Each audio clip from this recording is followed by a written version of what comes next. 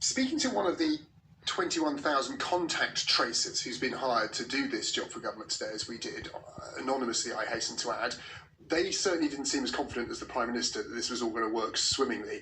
This person was supposed to start his shift tomorrow, calling people who had come back as contacts of people downloading the app.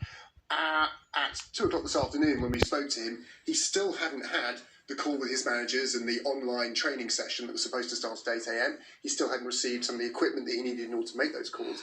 In terms of the training he'd had, he said it was chaotic, some of the meetings didn't happen when they were supposed to, still hasn't received a list of questions he's supposed to ask people. His description was not one of true efficiency, let's put it that way.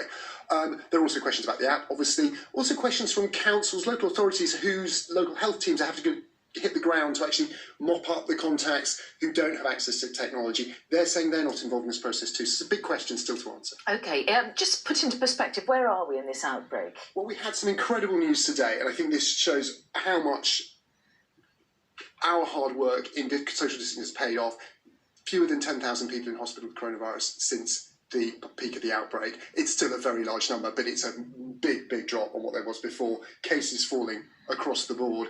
But remember, so few people have been infected with the virus. If they send schools back too quickly, don't have contact tracing in place, the risk of a second peak is still very much there and to be watched for. OK, Tom, thank you very much.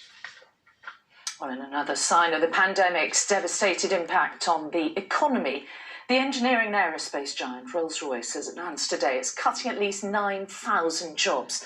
2/3 of those are under threat here in the UK, with airlines scrapping orders for new aircraft and reducing maintenance contracts. The firm's site in Derby is expected to be worst hit. From there, Ben Chapman reports. It is one of the great historic names in British manufacturing, but Rolls-Royce says it's facing the biggest challenge in its history. The fallout from coronavirus could claim the jobs of as many as a quarter of its 14,000 workers in Derby. Sort of expecting it. It's all round, isn't it? All over the country. And they suffer from this, but nothing you can do. How long have you been working here for? 32 years. 32 years? So I did it.